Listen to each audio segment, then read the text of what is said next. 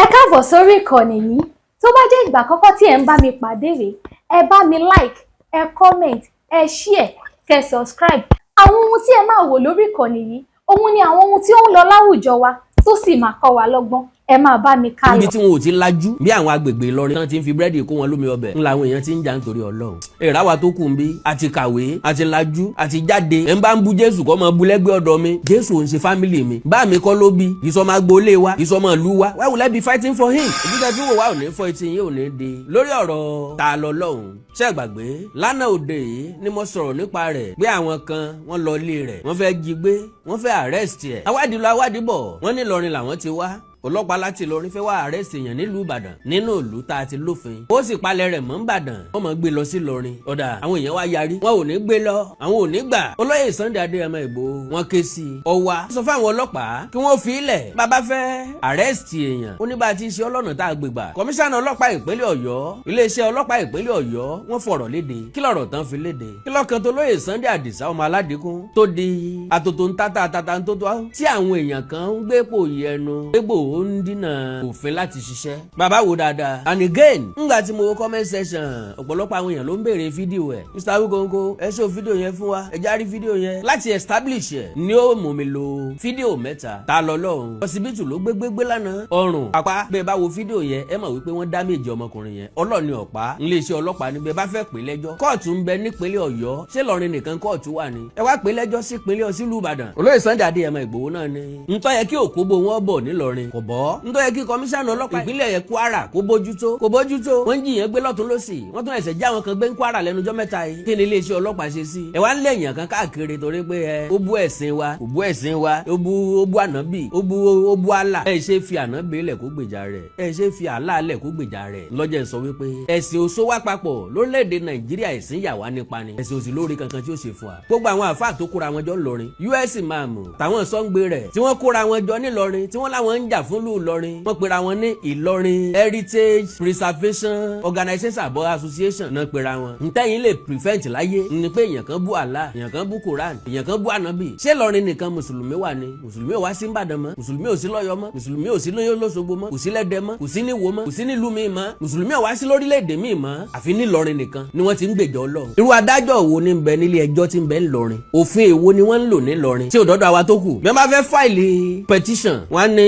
ọ̀rọ̀ téèyàn sọ ó lè dá wàhálà nínú ìlú baba ńlá rọ ni o. níbi tí wọn ò ti lajú bí àwọn agbègbè Ìlọrin tán ti ń fi búrẹ́dì kó wọn lómi ọbẹ̀ ńlá àwọn èèyàn ti ń jà nítorí Ọlọ́run. Èrà wa tó kù ń bí àti kàwé àti lajú àti jáde ẹ̀ ń bá ń bú Jésù kọ́ mọ bú lẹ́gbẹ́ ọ̀dọ̀ mi. Jésù ò ń ṣe fámìlì mi. Bá mi kọ́ ló bí ìsọmọ agboolé wa ìsọmọ ìlú wa. Why will I be fighting for him? Àwọn tó jẹ́ ọmọ Ísírẹ́lì ò jà nítorí Jésù. Ara Saudi Arabia wọn ò jà nítorí ànábì. Àwọn náà ní nǹkan wọn. Ọlọ́run ò sì rán ànábì kankan sí wa ń bí báyìí. Take it or you leave it. Ọlọ́run ò rán Jésù kankan sí wa ń bí. Stupidity wa ló jẹ́ ká gbà lọ́wọ́ àwọn lọ́jẹ́ káwọn baba ńlá baba wọ́ gbà lọ́wọ́ àwọn tó mú wa láti wá dàwárú. Jésù ọ̀tán mọ́ wa. Ọlọ́run rán Jésù sí gbogbo àgbáyé kò sí ti ń jẹ́ bẹ́ẹ̀. Àwọn Ísírẹ́lì gan tẹ́ lọ́lọ́run rán sí Muslim lọ́pọ̀ jù ní Ísírẹ́lì o. Àtàwọn Júù o. Wọ́n lè ka iye Christian tó wà ń bẹ̀. What are we fighting for? Ọlọ́run ọba ti dá ìran káàrọ̀ òjíire. Ó ti dá wa pé ó dá wa complete. Èyí tí ó bá da nínú àwọn nǹkan wa ńlá bá gbé sẹ́gbẹ́ kan. Bó bá jẹ́ pọ́lọ̀ ńlá nígbàgbọ́ nínú ẹ̀ lóòótọ́. Bí èèyàn kan bá bú Ọlọ́run ẹ fohùn àtọ́lọ́ ńlẹ̀. Ẹ jẹ́ k'Ọlọ́run dájọ́ fún rẹ̀. Ẹ jẹ́ k'Ọlọ́run fọ́ lẹ́nu. Ẹ jẹ́ k'Ọlọ́run fìyà jẹ fún rẹ̀. Tá bá sọ pé à ń sin Ọlọ́run. Tá nígbẹ̀kẹ̀lé nínú Ọlọ́run. Tá wá ń jà fún Ọlọ́run túmọ̀ sí pé Ọlọ́run yẹn ò lè jà fún rẹ̀. Ẹ yé rídíkù ẹ̀sìn Islam. Majority èèyàn ní bẹ nínú Islam tí wọ́n mú ẹ̀sìn yẹn wù yẹn sìn. Pọ̀lọpọ̀ èèyàn bẹ ń bẹ tí wọ́n ń jẹ́ kárí ẹ̀sìn yẹn ní ẹ̀sìn jàgídíjàgan. So now arákùnrin kan náà akéwì ni orí kó yọ. Òun náà ti kọ́kọ́ ń tako ta lọ́lọ́run tẹ́lẹ̀tẹ́lẹ̀. Ó ti ń sọ wípé òun ó jáde pẹ̀lú ewì. Mo wá sọ pé k'Ọlọ́run ó jẹ́ kó rí ìyẹ́ ò síwájú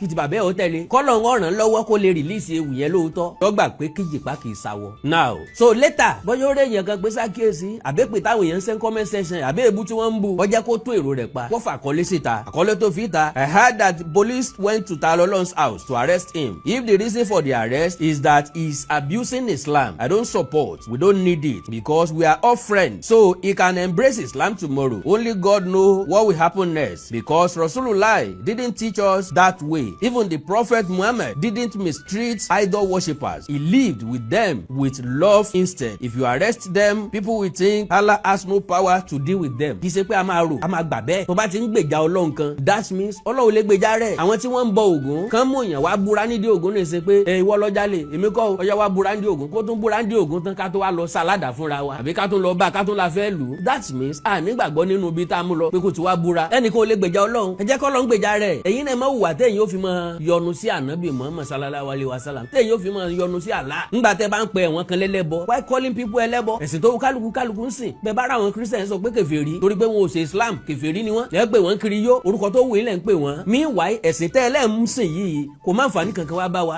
ẹ̀sìn Islam ń lọ́kọ́ àwọn ọmọ pé wọn ò gbọ́dọ̀ dọ̀bálẹ̀ fún bímọ wọn ò gbọ́dọ̀ dọ̀bálẹ̀ kí ọba mọ́ lẹ́wọ̀n pé aram ni irọ́ ni wọ́n ti ju ọba lọ abẹ́ àfà abẹ́ máàmù lọ́ba yẹ kọ́ wà níbi tẹ́ dorí ẹ̀ kodò dénú o. ńlá fi ń pé àwọn ọmọ táàrán lè kéwù yìí tán bá ti jáde kúrò ní lè kéwù iṣẹ́ kí ni wọ́n ń bọ̀ wá ṣe wọ́n dàlú mọ́ ń jèrè láyé tí gbogbo wa ti focus lórí IT AI lẹ́nìkan sì ń kọ́ ọmọ lè kéwù lẹ́nìkan sì ń sọ pé ẹ̀kọ́ bíbélì ẹsẹ̀ bíbélì ń táwọn èèyàn kan kó jọ láti extort yín oríṣiríṣi àṣírí ló wá ń tú lórí social media lónìí ń tó yẹ kí ẹ̀sìn ó wà fún láti jọ́sìn fọ́lọ́ nìkan má discriminate anybody go to your mosque kí wákàtí márùn ẹ̀ fọ́lọ́hun jẹ́ kélé tó kú ó wà láàrin wa àtọ́lọ́hun lọ church lọ́jọ́ Sunday jó yọ̀ dáwó gbá dáwó ọrẹ kọ́ gbàdúrà sọ́lọ́hun kọ́ dẹ̀ gbọ́ wàásù mọ̀ majority yín lọ church ní ẹ̀ ń gbọ́ wàásù ni ẹ̀ mú wàásù ọ̀ ń lò ẹ̀ ń tí yin odì kó tó lọ church ẹ̀ ń tí yin odì kó tó lọ àsàlátù yóò padà délé yóò tún wá yin odì ìwàásù wèrè wo wálé wá lọ gbọ́ ẹ̀ ń fẹ́ pààyàn lọ sàsàlátù ẹ̀ ń fẹ́ pààyàn lọ church pásítọ̀ tí ó bá yàwó ọmọ ìjọ sùn ó wà lórí pew ó wàásù ó náà dẹ̀ wàásù ń pa gbèrè ìmáàmù tí ó fẹ́ yàwó àfa ẹgbẹ́ ó ń ṣe wáàsí wọ́n sì ti dáago fúnra wọn wọ́n ti mọ̀tẹ́ ìtàn ó ti pàdé ara wọn. kábíyèsí Olódùmarè kábíyèsí fa akéwìgbọ́n ẹ̀rọ ìfẹ́ta Ọlọ́run tí ẹ dìde sí wàhálà lórí àwọn tí wọ́n wá fẹ́ jí mi gbé mọ́lé adúpẹ́ lọ́wọ́ gbogbo yín ojú tẹ́ fi wò ní fún ìtẹ́jú bò nídìí adúpẹ́ lọ́wọ́ yín ẹ kú àdúrótì èmi náà wà ní abẹ́ ìtọ́jú tí mo ń gba ìtọ́jú lọ́wọ́ gbogbo yín ẹ ṣé ẹ kú àdúrótì mi ìdí tó yẹ kí wọ́n ṣe fọ́nrán yìí ni wípé mo rí fọ́nrán tí ó ń lọ táwọn èèyàn ń sọ fún mi wípé wọ́n sọ pé olóyè Sunday Igboho ọ̀tá ilẹ̀ Yorùbá ni olóyè Sunday Igboho òun epo sí pé ó ní kí àwọn ọlọ́pàá kí wọ́n pé kí wọ́n mọ́ arrest mi olóyè Sunday Igboho pé ó ń tẹ òfin lójúmọ́lẹ̀ torí eléyìí lórí fa tí wọ́n fi wá ṣàlàyé bí ọ̀rọ̀ náà ṣe jẹ́ olóyè Sunday Igboho tẹ òfin yẹn kan lójúmọ́lẹ̀ o ilé ni mo wà tí mo wà nínú ilé mi tí mo rí wọn tán wọlé kìtìkìtìkìtìkìtìkìtìkìtì tí ogun wọn wọlé tán wá bú mi mọ́lẹ̀ lórí iṣẹ́ àbí tí mo jókòó lé wọn fún mi láyà àti sọ̀rọ̀ kan wọn rú mi lápá ń yàká wọn rú mi bóde tí wọ́n lọ fún ọrùn mi mọ́lẹ̀ nínú igbó ibẹ̀ ní gbogbo àwọn èèyàn mi àwọn aládùúgbò gbogbo apáta ẹ̀rẹ̀ pa tí rìkọ́dù fídíò yẹn kó lè Sunday Igboho tó dé tá a ti rìkọ́dù fídíò tá a ti ń fàájá tá a ti ń fà á wípé wọn ò ní gbé mi lọ láíláí nítorí pé wọ́n ti wá gbé mi báyìí rí tẹ́ pé Ìlọrin náà ti wá já mi jùlẹ̀ àwọn tó sì wá àwọn tó wá mo rí ojú àwọn kankan nu wọn nílọrin nígbà yẹn táyé pé àtẹ̀tẹ̀ wá dúpẹ́ tẹ́pẹ́ àwọn èèyàn tó jẹ́rà lọ́rin tó wá pé ẹni yìí Ìlọrin ló ti wá so a ti ń fa ọ̀rọ̀ yìí ó ti lé ní 30 minutes tí gbogbo àdúgbò ti yarí tí gbogbo àwọn èèyàn ti lọ blọ́ọ̀kì ọ̀nà lẹ́ni búyẹ̀ gbogbo ẹ̀ lọ́wọ́ fídíò yẹn ẹ̀rí pé fídíò ibi tí a ti rìkọ́dù olóyè Sunday Igboho pọ̀ ibi tí fàkájá tí gbogbo àwọn èèyàn ti ń dá sí lọ́nà lọ́pọ̀ jù ní fídíò wípé wọn ò ní gbé tàwọn lọ táwọn ìbọn ti blọ́ọ̀kì ọ̀nà kò sí táwọn ọlọ́pàá fèkì èyí ọlọ́pàá sẹ̀rí àti Ìlọrin kò sí táwọn fẹ́ gbà lọ́mọ́ débi kó lè Sunday Igboho àbá ẹnu ẹ̀ láwà torí Sunday Igboho fi wá dé táwọn èèyàn pẹ̀lú káàkiri láti dàsúrà tó wá bá lẹ́nu ẹ̀ tó sì jẹ́ wípé nígbà tí kéèsì èmi ti lọ rí olóyè Sunday Igboho tẹ́lẹ̀ pé àwọn kan mọ̀ dúkòkò mọ́ mi nígbà tán dúkòkò mi tó olóyè wá sọ fún mi pé wọ́n láwọn lọ́ọ̀yà sọ wípé kò sẹ́ni kankan tí wọ́n bí dáa kó sọ pé èèyàn sí òun láti ìlú kan kó wá sọ pé òun fẹ́ lọ tìjú kan lọ gbé wípé torí wípé àwọn olóyè sọ wípé ilé ẹjọ́ wà nílùú gbogbo lórí ẹjọ́ pé wọn ò ní jurisdiction àti wá gbé ta lọ lọ́hùn kí wọn lọ ṣẹjọ́ rẹ̀ ní Ìlọrin tí a pè táwọn náà bá ní kankan tó ti fọ̀lẹ́ ní kankan Ìbàdàn náà wọ́n ṣẹjọ́ rẹ̀ nítorí sọ wípé òfin lọ́kàn balẹ̀ pé gbogbo ẹ̀ tó wá fẹ́ ṣe kò ní sí kankan ẹnìyẹn kò lè wá láti Ìlọrin wá gbé ọ torí òfin ò fàyè gbà fún wá gbé láti Ìlọrin gbọ́dọ̀ tó wá fẹ́ ṣe Ìbàdàn náà wọ́n ti ṣe kété tó lórí Sunday Igboho sì dé ni wọ́n pe commissioner of police Ọ̀yọ́ state tí wọ́n láwọn ò mọ̀ ń pa ẹ̀. èyí ló wá fà police ẹ̀dínkù wa fi wá pé commissioner of police tó jẹ́ ti Kwara tí àwọn àtúnlẹ̀ ìṣẹ̀lẹ̀ wa sọ̀rọ̀ wípé fídíò náà wà online tí ìṣẹ̀lẹ̀ kò sọ fún wọn pé àwọn ọlọ́pàá sẹ̀ríà tó wá bàdà yìí wọ́n bẹ olóyè Sanni-Igboho ní pé kí wọ́n jọ kí wọ́n bá wọn rescue àwọn pípù yẹn kúrò ń bẹ̀ yẹn torí pé everybody ti blọ́ọ̀kì ọ̀nà wíwá tó bí Sanni-Igboho wá wọ́n rescue àwọn pípù yẹn kúrò ládùúgbò ni ẹni tó bí Sanni-Igboho pè gan ló sọ fún wọn pé kí wọ́n sá rescue wọn kúrò ń bẹ̀ yẹn torí gbogbo wàgbó àdúgbò ti dàrú ó ti dìjà ẹ̀sìn tó ti dogun gidi ọ̀pọ̀lọpọ̀ náà tó bá fídíò yẹn dáadáa wọ́n rí kó ti dogun gidi tá a ti ń fa kó di pọ́lẹ́ Sanni-Igboho dé kó di pé wọ́n á ṣe iṣẹ́ ọmọ akin sùúrù fún àwọn tó wá ń jáde pé olóyè Sanni-Igboho ó dá àwọn ọlọ́pàá apẹlẹ ẹ̀kọ́ àlọ́wọ́ kọ́ kò kí ṣe bọ́dọ̀ ṣe rí nìyẹn olóyè Sanni-Igboho ló fà á tí àwọn ọlọ́pàá kan fi lè kúrò ní bẹ́ẹ̀ lánàá pẹ̀lú ìrọ̀rùn torí gbà tí gàbí lọ́rùn mọ́lẹ̀ torí kan fẹ́ pa mí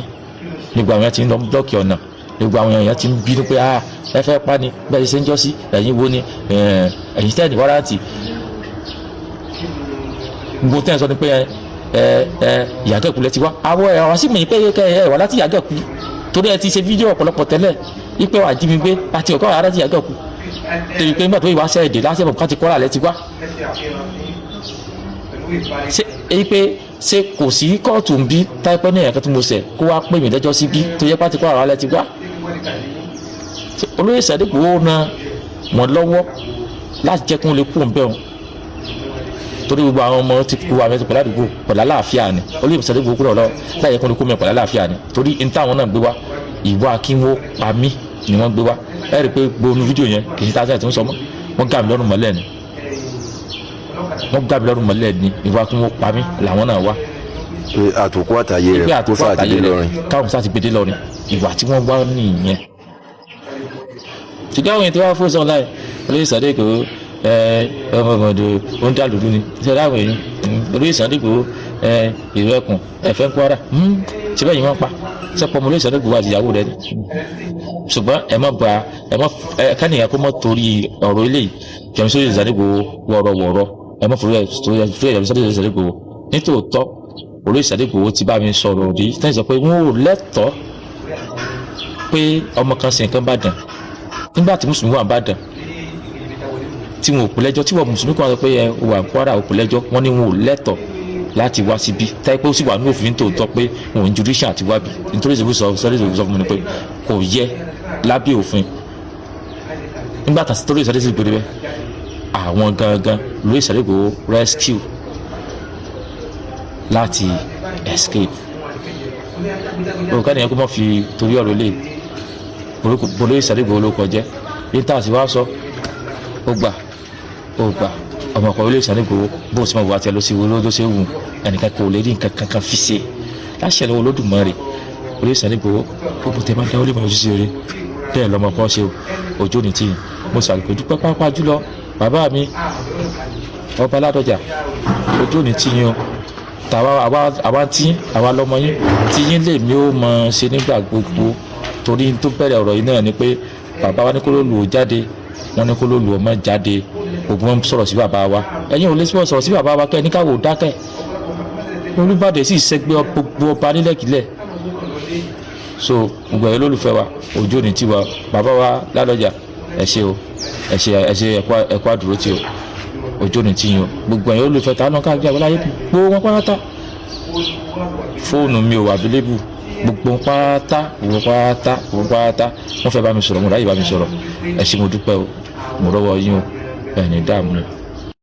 kábíyèsí Olódùmarè kábíyèsí fa akéwìn ẹ̀rọ ìfẹ́ta Ọlọ́run tí ẹ dìde sí wa lórí àwọn tí wọ́n wá fẹ́ jí mi gbé mọ́lé adúpẹ́ lọ́wọ́ gbogbo yín ojú tẹ́ fi wò ní fún tẹ́ fi wò nídìí adúpẹ́ lọ́wọ́ yín ẹ kú àdúrótì èmi náà wà ní abẹ́ ìtọ́jú tí mo ń gba ìtọ́jú lọ́wọ́ gbogbo yín ẹ ṣé ẹ kú àdúrótì mi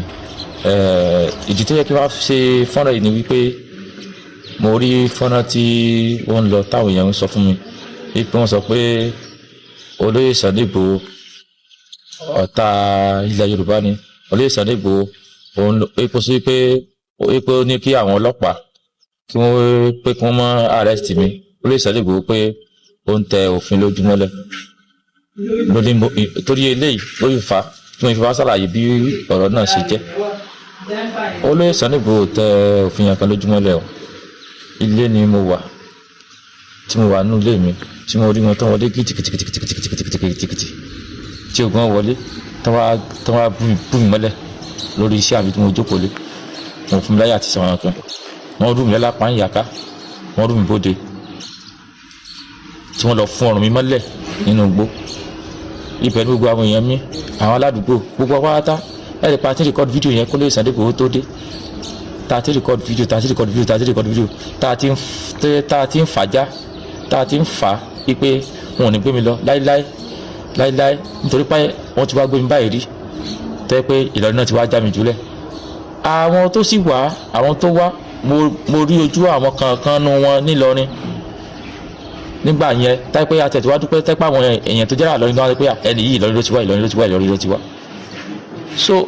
a ti ń fa ọ̀rọ̀ yìí ó ti lé ní 30 minutes tí gbogbo àdúgbò ti yarí tí gbogbo àwọn èèyàn ti lọ blọ́ọ̀kì ọ̀nà lẹ́ni búyẹ̀